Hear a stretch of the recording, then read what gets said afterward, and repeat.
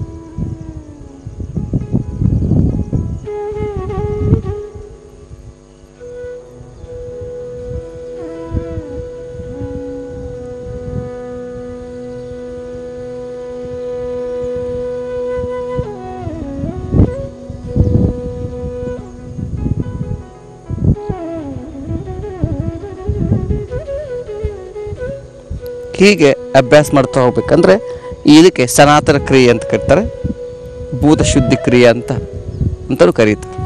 ನಮ್ಮ ಮನಸ್ಸನ್ನು ಆಯಾ ಚಕ್ರ ಹತ್ತಿರ ಮನಸ್ಸನ್ನು ತೆಗೆದುಕೊಂಡು ಬಂದು ಆಧಾರ, ಸ್ವಾಧಿಷ್ಠಾನ, ಮಣಿಪೂರಕ, ವಿಶುದ್ಧಿ, ಅನಾಹತ, ಸಹಸ್ರಾರ. ಹೀಗೆ ಆಧಾರ ಗುದ ಮತ್ತು ಗುಹ್ಯ ಭಾಗದಲ್ಲಿದೆ. ಸ್ವಾಧಿಷ್ಠಾನ ಸ್ವಲ್ಪ ಜನೇಂದ್ರಿಯ ಮೇಲ್ಭಾಗದಲ್ಲಿದೆ, ಲಿಂಗಸ್ಥಾನ. ಮಣಿಪೂರಕ ಅಂದರೆ ನಮ್ಮ ನಾಭಿ ಸ್ಥಾನ. ಅನಾಹತ ಅಂದರೆ ಹೃದಯ ಸ್ಥಾನ. ವಿಶುದ್ಧ ಅಂತಂದರೆ ಕಂಠಸ್ಥಾನ. ಆಜ್ಞೆ ಅಂತ ಭ್ರೂ ಮಧ್ಯೆ, ಎರಡು ಹುಬ್ಬುಗಳ ಮಧ್ಯೆ. ಸಹಸ್ರ ಅಂದರೆ ನೆತ್ತಿಯ ಮೇಲ್ಭಾಗ. ಈ ಏನು 7 ಚಕ್ರಗಳನ್ನು ಕ್ರಿಯಾಶೀಲಗೊಳಿಸಲಿಕ್ಕೆ ಈ ಮಾರ್ಗ ಭಾಳ ಸುಲಭ. ಇಂದು ಕೆಲವೊಂದು ಆಸನಗಳನ್ನು ಅಭ್ಯಾಸ ಮಾಡೋಣ. ಹೀಗೆ ನೇರವಾಗಿ ನಿಂತ್ಕೊಂಡು ನಿಧಾನವಾಗಿ ಕಾಲನ್ನು ಚಾಚ್ಕೊಳ್ಳಿ. ಈ ರೀತಿ ಕೈಗಳನ್ನು ಭುಜ ಸಮಾನ ತೆಗೆದುಕೊಳ್ಳಿ. ಭುಜ ಸಮಾನಕ್ಕೆ ನಿಧಾನವಾಗಿ ಎಡಗಾಲನ್ನು ಹೀಗೆ ಹೊರಗಡೆ ಹಾಕಿ ನಿಧಾನವಾಗಿ ಈ ಸ್ಥಿತಿಗೆ ಹೋಗಿ.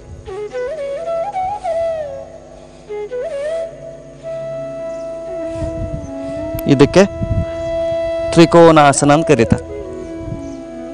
ನಿಧಾನವಾಗಿ ವಾಪಸ್ ಬನ್ನಿ. ಪುನಃ ಇನ್ನೊಂದು ಬದಿಗೆ.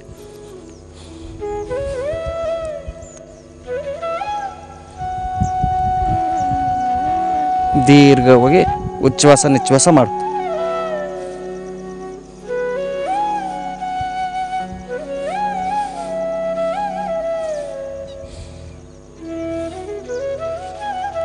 ಪುನಃ ಇನ್ನೊಂದು ಸ್ವಲ್ಪ ಕಾಲಗಳನ್ನು ಹೊರಗಡೆ ಹಾಕಿ ಈ ರೀತಿ ವೀರಭದ್ರಾಸನ ಇದೆ. ದೀರ್ಘ ಉಚ್ಛ್ವಾಸ ನಿಶ್ವಾಸ ಮಾಡಿ.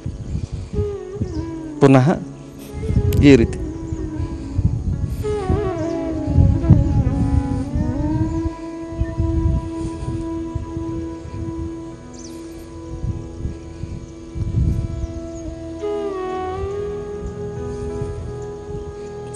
ದೀರ್ಘ ಉಚ್ಛ್ವಾಸ ನಿಶ್ವಾಸ ಮಾಡಿ.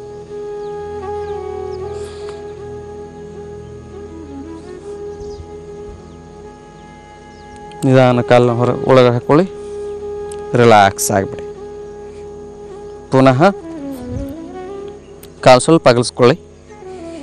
ಅಗಲಿಸ್ಕೊಂಡು ಈ ರೀತಿ ಬಲಗಾಲನ್ನು ಹೊರಗಡೆ ಹಾಕ್ಕೊಳ್ಳಿ. ಕೈಯನ್ನು ಭುಜ ಸಮಾನ ತೆಗೆದುಕೊಳ್ಳಿ. ನಿಧಾನವಾಗಿ ಕೆಳಗಡೆ ಬಾಗಿ ಕ್ಯಾಚ್ ಮಾಡ್ಕೊಳ್ಳಿ ಕೈಯಲ್ಲಿ. ನಿಧಾನವಾಗಿ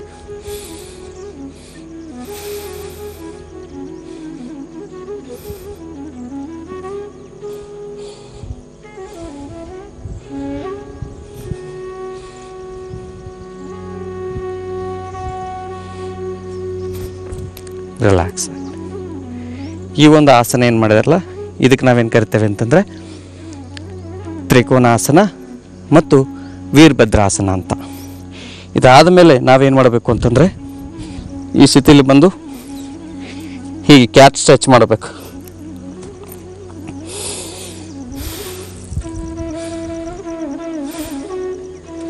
ದೀರ್ಘ ಉಚ್ಛ್ವಾಸ ಮಾಡಿ ಆಮೇಲೆ ನಿಧಾನವಾಗಿ ಅಧೋಮುಖ ಶ್ವಾನಾಸನ,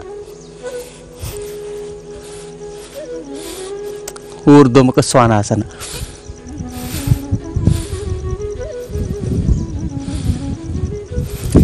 ಅಧೋಮುಖ ಶ್ವಾನಾಸನ.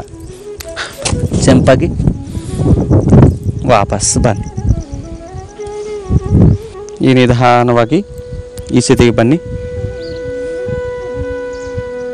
ಕಾಲನ್ನು ಬಲಗಾಲನ್ನು ಜೋರಾಗಿ ಊರಿ ನಿಧಾನವಾಗಿ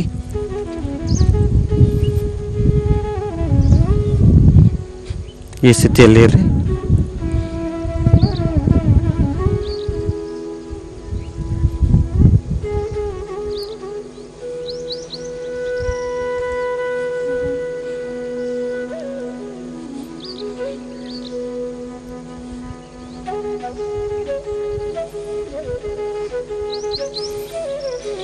ಇದಕ್ಕೇನು ಕರಿತಾರೆ ಅಂತಂದರೆ ವೃಕ್ಷಾಸನ ಅಂತ, ಗಿಡದ ರೀತಿ. ಸ್ವಲ್ಪ ನೀವು ಈ ಭುಜಗಳು ಸಿಂಪಲ್ ಆಗಿ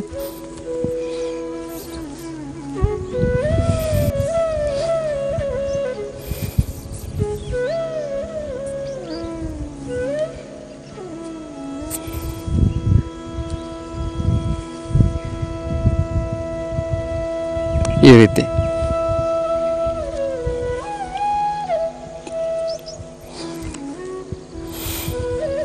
ಇದನ್ನು ಸ್ವಲ್ಪ ಕಾಲುಗಳನ್ನು ಸ್ವಲ್ಪ ಅಗಲಿಸ್ಕೊಳ್ಳಿ. ಸ್ವಲ್ಪ ಸಿಂಪಲ್ ಆಗಿ ಈ ರೀತಿ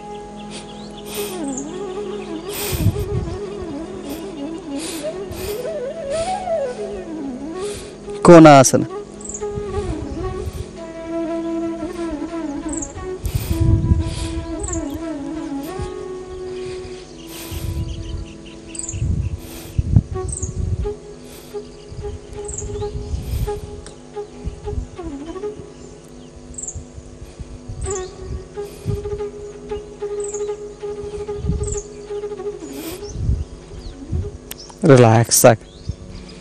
ರಿಲ್ಯಾಕ್ಸ್ ಆದಮೇಲೆ ಸ್ವಲ್ಪ ಭಸ್ತ್ರಿಕಾ ಪ್ರಾಣಾಯಾಮ.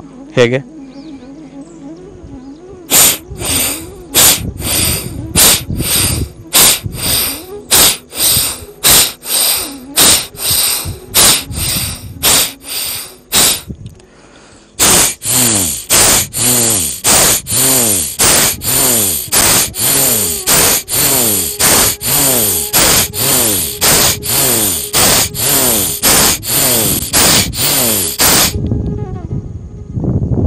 ರಿಲ್ಯಾಕ್ಸ್ ಆಗಿಬಿಡಿ. ಎರಡು ಕೈಗಳ ಮೇಲೆ ತೆಗೆದು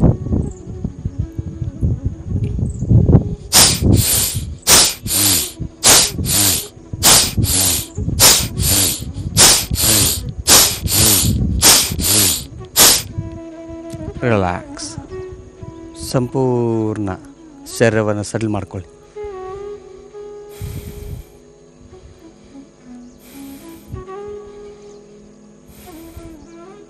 ನಿಮ್ಮ ಉಚ್ಛ್ವಾಸದ ಗತಿಯನ್ನು ಗಮನಿಸ್ತಾ ಹೋಗಿ. ಈ ರೀತಿ ಅಭ್ಯಾಸ ಮಾಡೋದ್ರಿಂದ ಏನಾಗುತ್ತೆ ಅಂತಂದರೆ ಈ ಭಸ್ತ್ರಿಕಾ ಪ್ರಾಣಾಯಾಮ ಅಭ್ಯಾಸ ಮಾಡೋದ್ರಿಂದ ಬಹಳಷ್ಟು ನಿಮಗೆ ಲಾಭ ಆಗುತ್ತೆ. ಈ ಭಸ್ತ್ರಿಕಾ ಆದಮೇಲೆ ನೀವು ಭ್ರಾಮರಿ ಮಾಡ್ಬೋದು.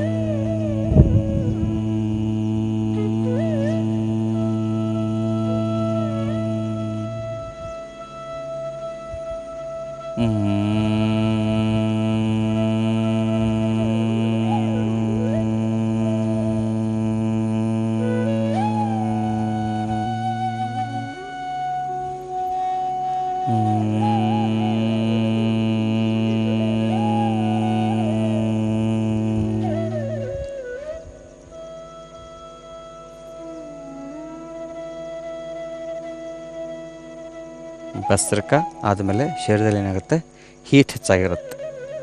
ಆವಾಗ ಅದನ್ನು ಹೀಟನ್ನು ಶಾಂತಗೊಳಿಸ್ಕೊಳ್ಳಿಕ್ಕೆ ನಾವೇನು ಮಾಡ್ತೇವೆ, ಭ್ರಾಮರಿ ಪ್ರಾಣಾಯಾಮ ಮಾಡ್ತೇವೆ. ಹವನವನ್ನು ಆರಂಭ ಮಾಡ್ತೇವೆ.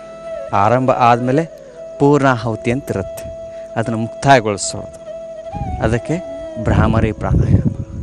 ಯಾವಾಗ ನಿಮಗೆ ಟೆನ್ಷನ್ನು, ಸ್ಟ್ರೆಸ್ ಹೆಚ್ಚಾಗ್ತಾ ಹೋಗುತ್ತೆ, ಆವಾಗ ನೀವು ಈ ಭ್ರಾಮರಿ ಪ್ರಾಣಾಯಾಮವನ್ನು ಅಭ್ಯಾಸ ಮಾಡ್ತಾ ಹೋಗಿ ಅಂತ ಹೇಳ್ತಾ ಇದರಿಂದ ವಿಶೇಷ ಕಾರ್ಯಕ್ರಮ ಮುಗಿಸ್ತಾ ಇದ್ದೀನಿ. ಎಲ್ಲರಿಗೂ ನಮಸ್ಕಾರ.